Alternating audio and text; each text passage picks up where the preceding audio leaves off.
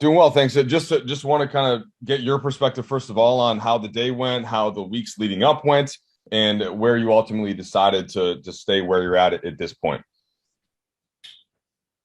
Yeah, it's been a busy week really leading up to the trade deadline. I think we were aggressive in a lot of conversations, trying to improve the team. We always want to put this team in the best position to win a championship, but ultimately didn't find a deal that had a net positive effect for sort of the short-term success of the team and the long-term, and those are both things we consider.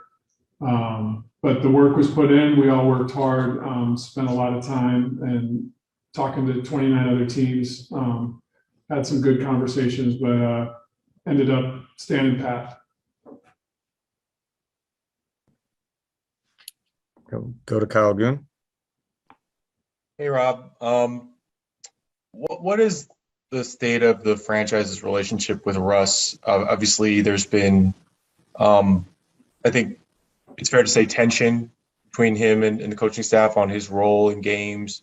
What discussions have you had with him about kind of trying to get everything right for the remainder of the season? I think one of the hallmarks of our organization is to be supportive of all the players that wear Lakers jerseys from 1 to 15. Our job as a front office, as a coaching staff, as teammates for the players is to support one another. I mean, that's one of the keys to success. And I've had several conversations with Russ since we acquired him in the trade, and have really appreciated those. As everybody knows, Russ is a big-hearted individual.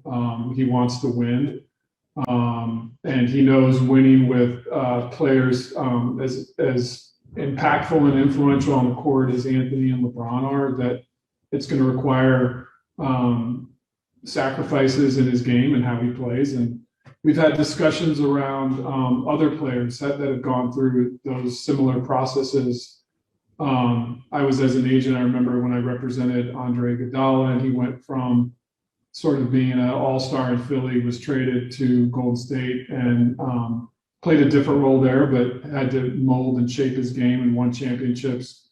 We all know some of the changes and sacrifices Kobe made in his career when he went from playing into the triangle. So those are processes. I'm not trying to ever compare players to players, but those are evolutions and processes that players have gone through. And Russ and I have had really great discussions around those. And I think the conversations have really been two-sided with a lot of listening and dialogue on both sides. And I've really appreciated that about Russ. Next, we'll go to Dan. Hey, Rob. Good to see you. Can you kind of speak to the stability or that this, I guess, or instability, I mean, that this year has sort of been, whether it's guys in and out, speculation about Frank's job status, and I guess kind of where does everything sort of stand, today, now that we're through the deadline and no deals were made?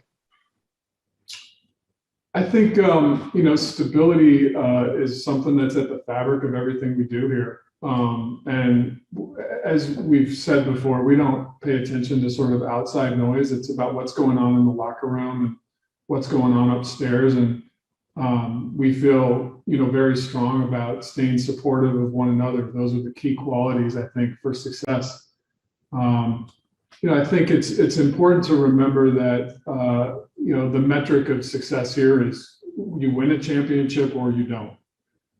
There's no middle ground. And we have to be on a pathway to put this team in a position to try to compete for and win championships.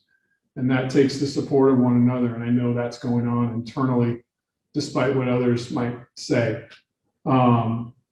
And I think when it comes to finding success in a season of when a team is not winning, I think the most important action is for everyone to look in the mirror and be better. That includes the front office, it includes the coaches, it includes the players, is to look in the mirror and how can you be better in your job every day? How can you support the man or woman next to you and make them better each day? And that's really where focus and energy and efforts are. It's not in, speculating on things happening on the outside of our organization. Rob, just a quick follow-up, just to be clear on that. Do you anticipate Frank then being with you guys at least through the remainder of this season? Again, consistent with that answer, Frank's our head coach, and we fully support Frank as our head coach, and we have to continue to support one another to find success. Next, we'll go to Bill. Rob, just more directly on Russ. Did you guys have conversations? Were you about trading Russ? Did you explore the possibility of what a trade for Russ might look like? And did you discuss with him the possibility of being on the move?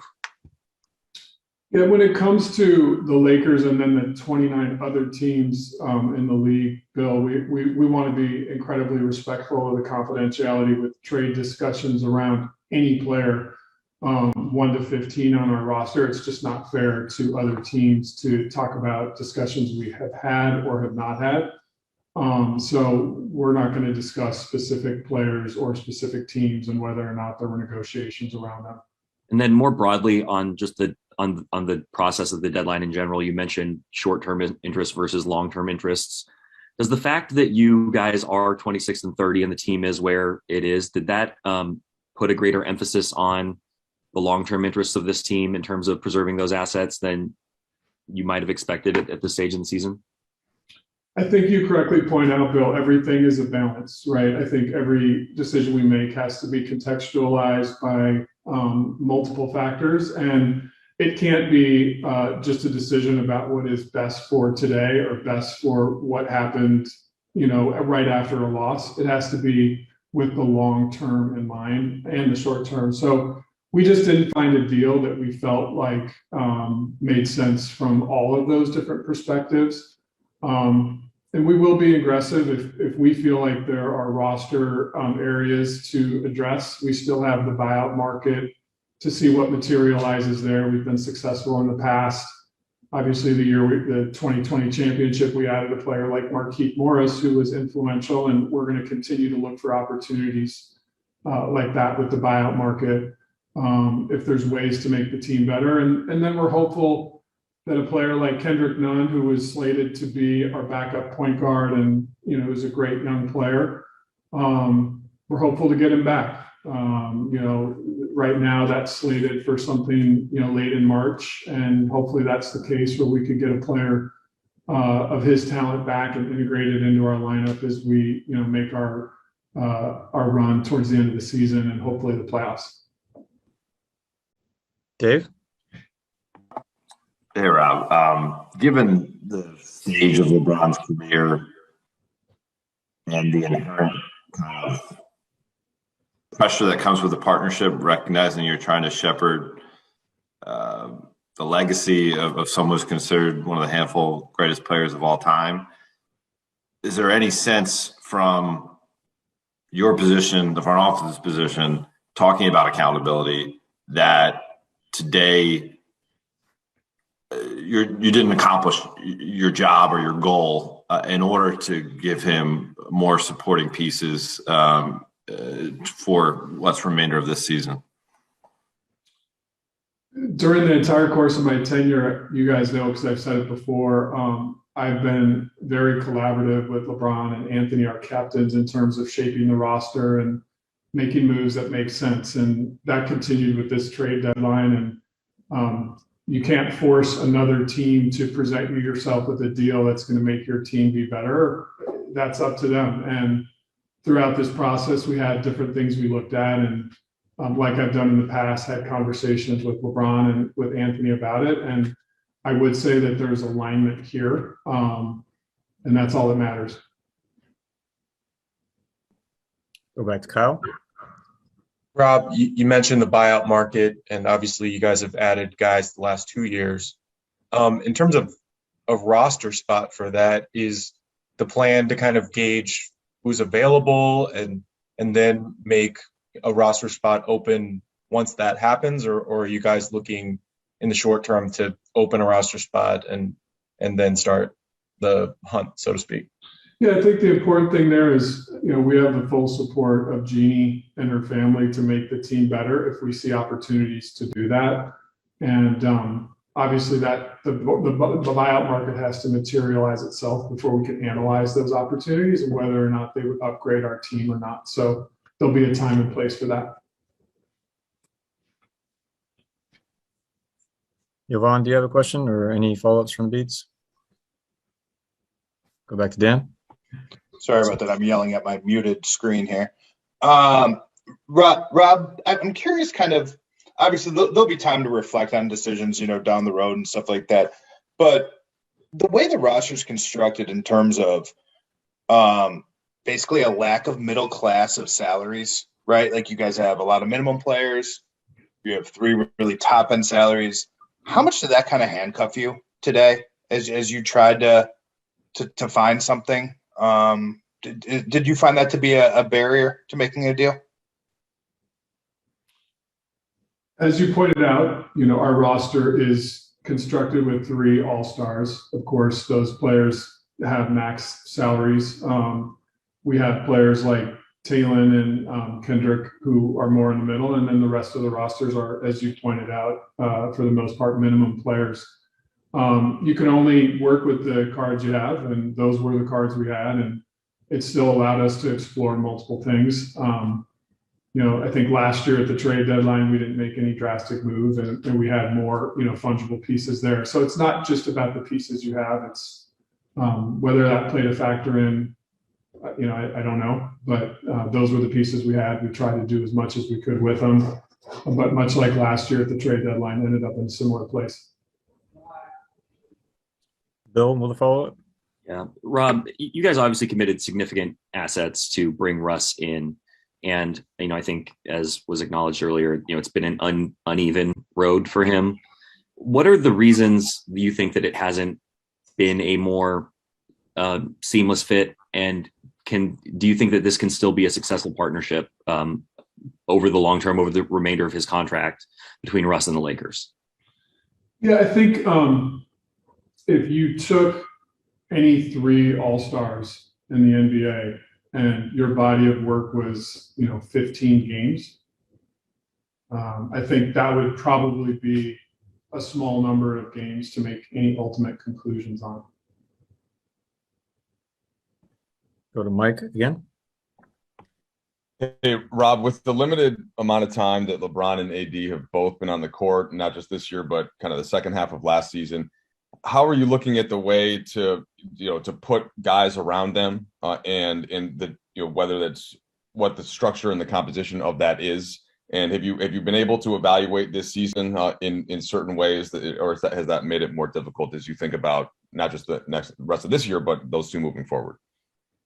Yeah, I think we've shown an ability to be nimble on the fly. We've had some adjustments to our roster with bringing in Stanley Johnson, who's been great. Obviously, Austin Reeves was something that we did early, but I think we picked up Avery Bradley on waivers. So I think those additions from offseason moves have all been positive ones. And as I said before, Mike, we'll look now to the buyout market and see if a good player or 2 becomes available.